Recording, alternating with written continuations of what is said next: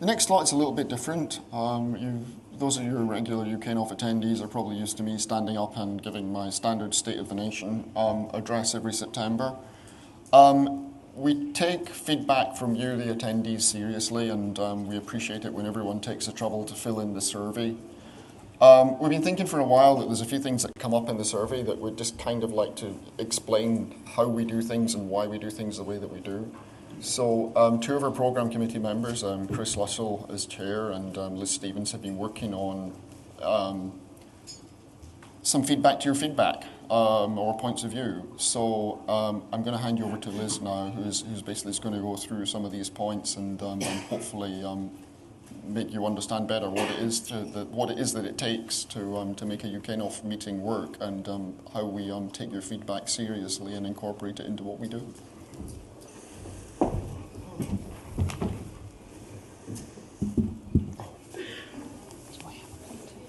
Is there a pointer? Yes, great. Hello. So for those of you who don't know me, my name's Liz Stevens, and I'm one of the programme committee members here at UKNOF. So as Keith said, we always ask you at the end of every meeting to put some of your thoughts down on a survey. And you probably wonder what we do with all of that information. We do look at it.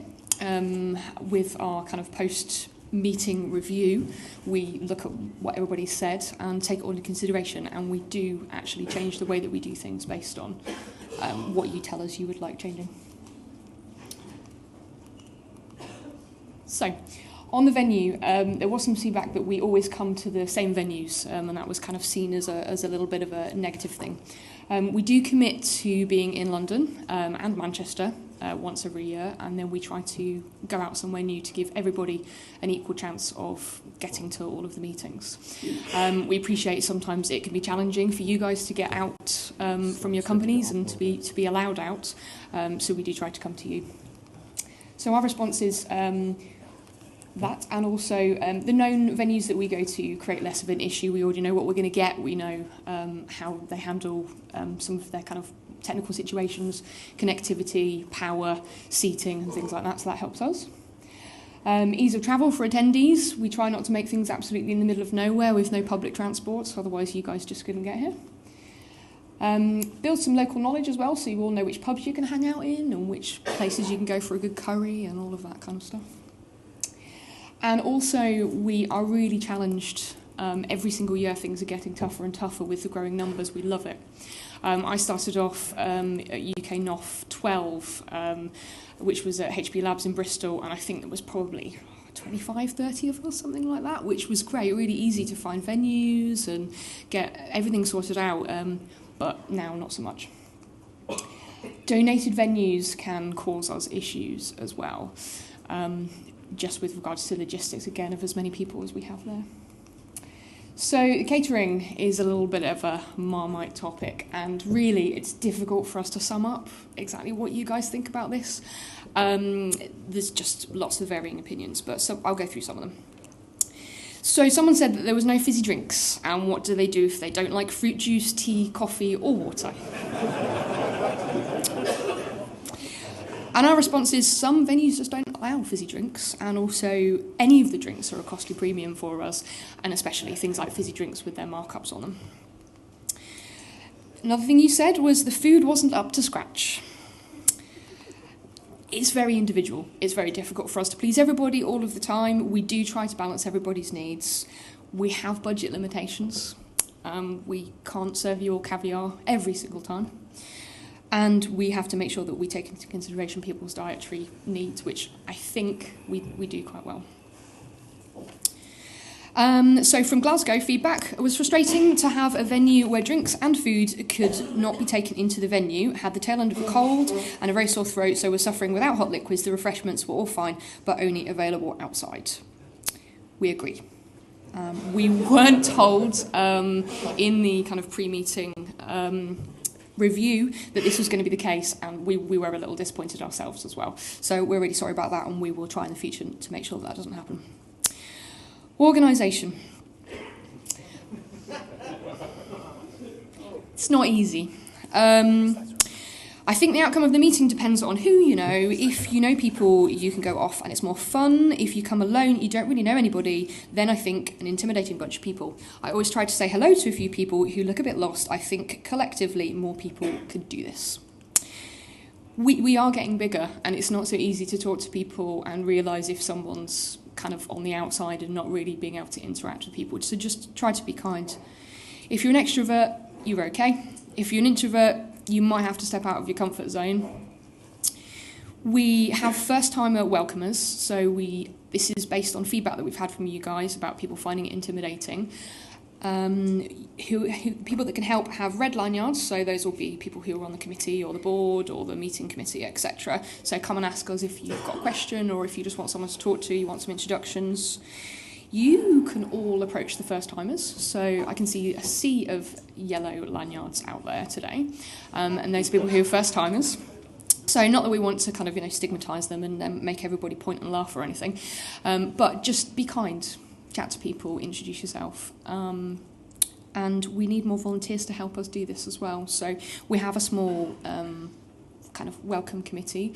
We try to chat to people and make sure that people aren't left out. But if anybody wants to volunteer to do this, very easy job if you're an extrovert, to just go and talk to people. Social activities. This is another one where people are quite particular. Don't hold another evening social at the meeting venue. A better range of beer would be nice, perhaps get a local brewery to contribute. Shameful beer selection at pints and packets, and not even available in pint form. Some decent ales next time, maybe. Drink supply on venue, and if that can't be arranged, perhaps coordinate a trip to a nearby bar. So there are, again, a lot of different views on this one. And again, it's just really difficult to meet everybody's needs. I'm sure some people don't like beer and would like to see something else as well. Organised social events as a group would be great, not a weakness, but perhaps a group aligned to different interests could go to a certain place, such as booking a local curry house. So we think that all the socials need to be open to all, so we don't want to kind of segregate down to small groups so you get a chance to chat to everybody. Outside socials are really hard to organise these days with 200 people. We can't just rock up to a bar and kind of put some money behind the bar or anything like that anymore. We really do have to organise something. Beverages are limited by the venues and the budget, so we can't always get relay rails in or whatever it is that you guys would fancy. And actually staying here for the pints and packets is quite advantageous to some of you if there's a particular person that you want to talk to catch up after the meeting. If we all go off to different places, sometimes people fragment, sometimes people just go straight home. And so the social here generally does tend to keep people in one place for a little bit longer. We do love it when people self-organise things, so curries the night before, or just meetups generally. So if anybody is willing to do this, then either come and speak to us or just come up with some ideas and start organising something. That's great. And also we're really grateful to our Pints and Packet sponsors because it does cost a lot of money, and it's great that you guys can get to share some drinks with us all for free. Okay, you might wonder what we do as a PC. So how do we decide who talks? We have a call for presentations, which generally starts kind of the day or 2 days after our last meeting. We sometimes request specific talks based on your survey feedback, so sometimes people will say to us, it was great to hear about this, but we'd like to hear about this as well as a complimentary, or we want more of something or less of something, so we will request that. We chase and we chase and we chase.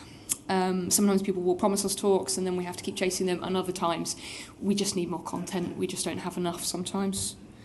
We review and rate the abstracts, so all of the PC members will have a chance to read the abstracts. That's literally just a summary of what someone's going to say and a title. We generally don't have the slides, so it can be difficult for us to kind of make some decisions based on that, but we try our best.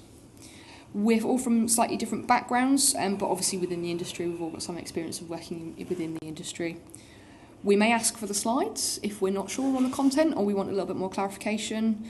And nowadays, we've started to assign a shepherd to each of the speakers, and this is because of direct feedback that we've had from yourselves. So some people have raised issues about people's styles or the content being a little dry or whatever. So we do talk to all of our speakers now and try to help them to know what the audience would like from a talk. The sponsors' talks get rated and reviewed as well. So some people who have been coming for a while might have noticed that the quality of the sponsor talks is really picking up. And certainly I think the sponsor talk that we had before the coffee break was fantastic. And that's due to us starting to shepherd them a little bit more and actually putting them through the regular rating process that everybody else gets put through. We can and do reject talks. And sponsor talks as well. So, if people think that we just let anything through, we don't. Depends how much we've got, how many extra talks we have. We can't always do that, but we generally do. And we don't have any preference based on gender, age, or company. So, I don't know how easy that is to see, but this is a graph that we put together which looks at the scores that we give as a PC versus the scores that you guys give us in the surveys afterwards. And we have, let me get my stats up here. So this is from UKNOF36, which is the one this time last year in London, and we were within 20% of what you guys had also said for all of them, and within 10% for 9 of them, and that was out of 11 presentations. So I think we did quite well. The next one is Manchester. So that was in April last year, and we were within 15% of what you guys had said. And the one that we just had in Glasgow, there was 12 presentations, and we were within 20% again, and 11% for 7 of them. So sometimes we'll be a little bit off with our talks, and that can depend on all sorts of things, obviously, because we've only seen an abstract. We can just see kind of a small glimpse of what it is that people are going to be talking about. And sometimes they can be scored down because of slightly dry delivery or whatever it may be. So we can't always see into the future, but hopefully you guys will agree that actually we're doing a fairly good job. So a bit more about content. Someone said data center networking stories seem to be thin on the ground, more NFV and SDN in industry, variety of open source OSS tools, and our response is whenever we get asked for specific content, we will generally go out to certain lists, certain groups, and we'll put it out on our own mailing lists to say to people, does anybody have some content like this that they can bring to the table? We often don't get any responses back, but we do try. We can't force people to present. We just can't. It's up to you guys to come forward and say, hey, I've got this new cool thing that we're doing, let's talk about it. Otherwise it would just be us stood up here every single time, and you'd get a bit bored of that. Also, a lot of the same people give talks and ask questions, even though there are many new members always joining. It would be nice to get more new faces giving talks, otherwise it seems like a bit of an old boys club, which I don't believe it is. Again, we don't give any preference to particular presenters. We try to avoid repetition, but we can't force new speakers. And if the same people keep coming up with content, and we know that we've had good feedback from them when they speak, we'll give them a good score, and they will normally end up speaking again. So again, really down to you guys. And you guys do actually request speakers to come back as well. Sometimes in your feedback you will say, yeah, we'd like to hear them talk again because it was very interesting. Sometimes the presenters don't have good presentation skills. We can't tell from the abstracts. If we know that someone's given a talk before, we'll sometimes look at the old slides, or if there's a recording, or we'll have a little look. But yeah. Sometimes the content is still useful, even if it's dry delivery. So try to hang on in there. Normally it's just a half an hour or a 15-minute slot, so try to keep on with listening to them. And we can't really audition people as well. I think it might put people off a little bit. And as I mentioned, the shepherding we think is helping and should help in the future. Too much from one incumbent. Need more from the big operators with infrastructure on the ground and wholesale products, TalkTalk, Sky, Virgin Liberty, Vodafone, EE, etc. How much of the UK's internet traffic is carried by the companies represented and speaking at UKNOF? Probably a small percentage only. Would be nice to see more of the larger providers. I would actually slightly kick back on that comment personally. I had a little look through. Now I'm just talking about the presentations that we had last year, so the last three conferences. We had BT, Facebook, Google, BBC and Sky presenting. From our attendees, we had BT, 3EE, Sky, Virgin, NTT, Level 3, Daisy, Akamai, Facebook, Cloudflare, BBC, Microsoft and Vodafone. And on our team, so board, meeting committee and programme committee, we have people from BT, EE, the BBC and Netflix. So I hope you would all agree. I feel that is unfounded, but I don't know, tell me in the next survey if you disagree. Also, the lack of visibility of the schedule in advance of the free tickets stopping, so that's our early bird registrations, is a slight annoyance, but I can appreciate why it is that way.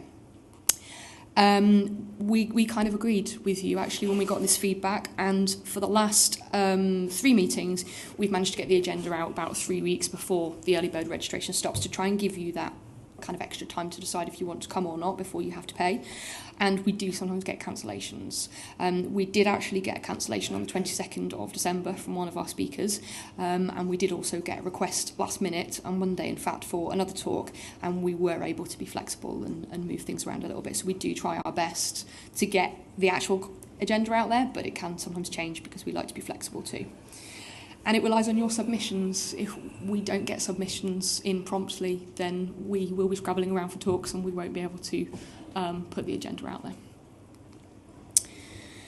This was a very nice slide that we wanted to show you all, which we asked you, what would you prefer? Would you prefer 40 to 45 minutes worth of sponsor content and you get to come for free? Would you prefer a little bit less, so 20 to 25 minutes, and you have to pay kind of £50-ish? Or would you prefer that you all have to pay kind of £100-ish and you don't have to listen to sponsors? 88% of you said that you basically like what we're doing at the moment, so thank you. And thank you to all of our sponsors, because it's obviously working. A bit more about sponsors. Necessary evil, I'm sure, but sponsors' call-outs are a pain. We can see who they are. We don't need to be reminded of their names over and over again. Keith.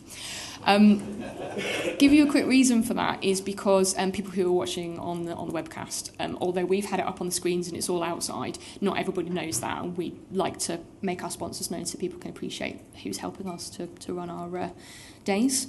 I wonder if giving the sponsors some advice and training on how to give a UKNOF talk would be a good idea, e.g. instead of here's a hand-wavy pile of stuff we're trying to sell, asking them to present here's a problem we solved might be better. This would make the conference better and make the sponsorship reflect much better on the sponsoring organisations. The sponsors' feedback, which is an interesting one, we do talk to the sponsors about their experience. Greater appreciation of sponsors by attendees, after all, without sponsors delegates would have to pay. The unwillingness of some participants to engage with sponsors, this may risk future sponsorship. Not enough delegate interaction with sponsors, this wasn't great session for sponsors to get FaceTime with delegates, which is a potential issue for future sponsorship. That was actually in relation to a specific event that we had on one of our meetings. So we do listen to what you say, which again, as I've mentioned, the shepherding. We do reject talks. Ratings have improved over the last year or so, and we do encourage them not to focus too much on products, but at the end of the day, they're paying for you guys to be sat here, and we do, appreciate that they're going to talk to you about what they sell, because they kind of need to prove to people that what they're spending is worthwhile. And we can't do this without them. If we didn't have those sponsored talks, you wouldn't all be sat here today, and we wouldn't be able to spread the knowledge as we do. Diversity. One of the big issues at UKNOF was a lack of women speaking. There was one woman in an excellent shared presentation. While there can be arguments made about this being an industry issue, I believe that any programme committee should work harder to increase the diversity of their programme. People should do what they see, and a large number of women presenting will hopefully lead to even more women presenting. Can we get more diversity? Too many old farts, including me. Who was that? I think we changed speakers. Does it mean only your top half is speaking? No, I think there was this is referring to a talk where we had a man and a woman that were jointly doing the talk. What was that, sorry? Yeah, yes, it was, yeah, Veronica. And a lack of younger people. This is an issue to us, but we don't work on quotas, and we feel that that would kind of restrict things slightly. We have women on all of the committees, from that side of things, we do try to keep things fair. And Kathy, who's another one of our committee members, she's going to be actually presenting later.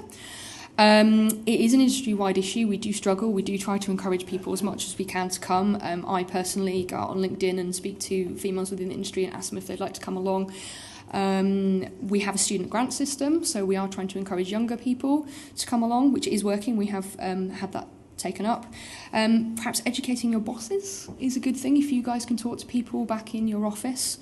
And you can encourage other colleagues to come as well if you've got younger members of your team that would be interested in learning, women, whoever. And if you have any ideas of how to improve things, please tell us, because we don't have all the answers. So our challenges, we're facing new challenges as we get bigger, as I mentioned. We see about a 20% non-attendance rate, and I'm talking about people who just don't turn up, not people who cancel on us kind of a week or two before or a few days before. That is a challenge. Raising sponsorship for increasing costs so we can get the event for free. It's getting bigger, it's getting more expensive, it's getting harder to pull in as much as we need. It's about Manchester, it was £135 per person, and these are just the hard costs. So we're talking the venue rental, the food and drinks, the AV, which we have to get through the venue, the pints and packets, and miscellaneous such as badges and lanyards and things. Then there are extra costs, hosted services, meeting equipment, insurance, admin, all those sides of things, which brings us up to £200 per attendee. So perhaps you guys can appreciate why we need to be kind to our sponsors, because we love doing what we do, and we hope that you guys love coming here, and without them we can't.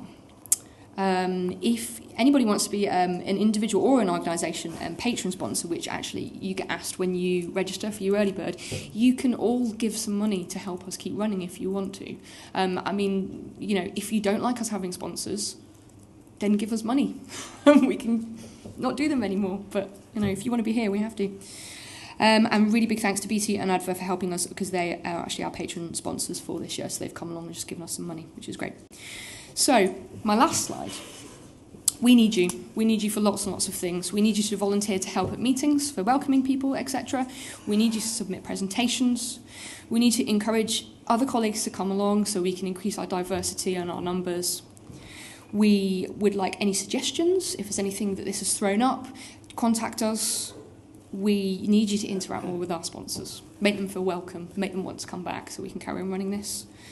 Tell your suppliers about us so that they can sponsor us. If you've got a really great supplier that you think has got a fantastic product or are doing something in a new and interesting way, tell them to contact us and to come along and sponsor. Let us know if you can't come. Even if it's really last minute, please let us know. Encourage us when you think it's working. We don't get paid for what we do. We do it out of the kindness of our own heart. We have regular conference calls that we have to take time out of our working day, etc.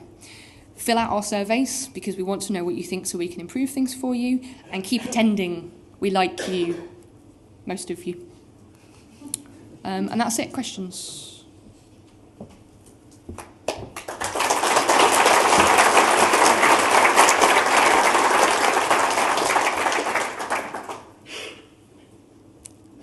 Okay, Brian. We got a microphone for Brian? Microphone, anyone?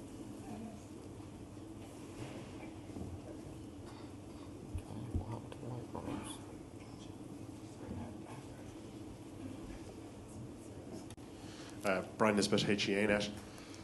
So I can happily out myself as one of the people who fed back on diversity. Yep. in a thing that will shock very few people in this room. One of the things I would love to see done, and thank you for your feedback on that, but are there any plans to put a plan in place or a strategy around that? Because my concern is that we do a lot of these things at meetings on a meeting-by-meeting basis, and that doesn't scale as we move, as different groups are involved or not involved or too little time. So I suppose my question is there a plan to put a plan in place around that, or is it going to continue on kind of an ad hoc, person-by-person, meeting-by-meeting basis? Probably more of a board-related question. Yeah, I think the key issue there, Brian, is that is this a UKNOF issue or is it an industry-wide issue? It's not an easy problem to solve. I think we're open to suggestions for best practice as far as the strategy is concerned. I take your point, yes, we need to have some kind of strategy here, but it's probably going to be pointless having a strategy where we act unilaterally when we're trying to boil the industry ocean as far as the problem is concerned. So, we appreciate the feedback that you've given us, and we're essentially open to suggestions. Well, I mean, on that, then I have no suggestion that any group can change the entire industry. I do think we can do things in our little communities. I can say that the RIPE community, the PC, the working group chairs are looking at this from the point of view of a strategy, and what I'm hoping, I can't make any commitment at this point, but I am hoping that some of the work that comes out of that may well be something that we can talk to other communities, NOGs across Europe, et cetera, around, and I think it's something that people can work together with other similar groups on. But it would be, I suppose, it'd be great to have some sort of commitment that should that be possible, that a plan could be looked at or a strategy could be looked at. Personally, and this is not on behalf of the PC at all, but personally as a female that comes along to various meetings, I do really enjoy UKNOF meetings, and I have always felt really, really welcomed, and that can be an issue at some other meetings. And for me, I don't feel that here. And we do have a respect policy in place. We are, trying hard. But yes, I think we would all agree that we would appreciate kind of suggestions, and it would be great if we could change things. Veronica's next. Oh. Yeah, hello, Veronica, Microsoft. So on the diversity thing, I'm one of the speakers that was probably mentioned there. I would just say I look around, and the average age here is a certain level. So I would just say that, guys, I'm sure you've got daughters, right? At least some of you. So how many of them are actually focused on STEM? How many of them are studying at technical colleges and universities? You are, as an example, you are the ones who can encourage them. Like my mom and dad, they are both engineers, and even though they are not in IT, I definitely took interest in this area, right? So I'd say, as guys are saying, this is really our thing. This is not about UKNOF, program committee, or boards trying to boil the ocean. We have to do this thing. Like I've got a good daughter, encouraging her. She's now in a technical college. You can do the same thing, okay? That's my view. And as I said, I always feel very welcome here. So thank you for that. Appreciate it. Okay, and then James. Yeah, just going on the whole diversity thing. It's not just women; it's other people. It's a much wider issue, and that's not a reason not to do anything. The rest of the industry may be wrong, but hey, let's all work together and we can actually fix this one step at a time. Okay, well, we have a board meeting on Friday, so we'll make sure we discuss a strategy as suggested by Brian on the agenda. Okay, room for one more question. Just a very small one, Dave from WarwickNet. I am not on any committees.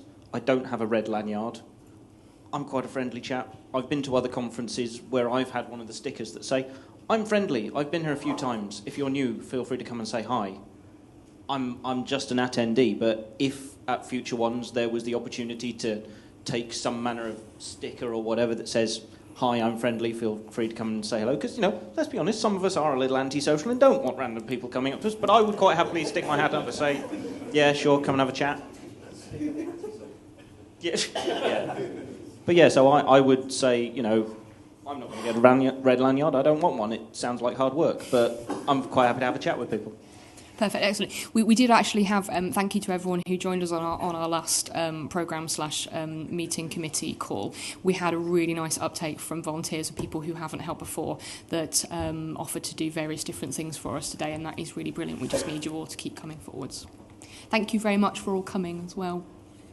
Okay, and just one thing, please keep the survey feedback coming in because it keeps us straight, particularly with regard to the content, but also with the meeting logistics as well. Okay, thanks, Liz.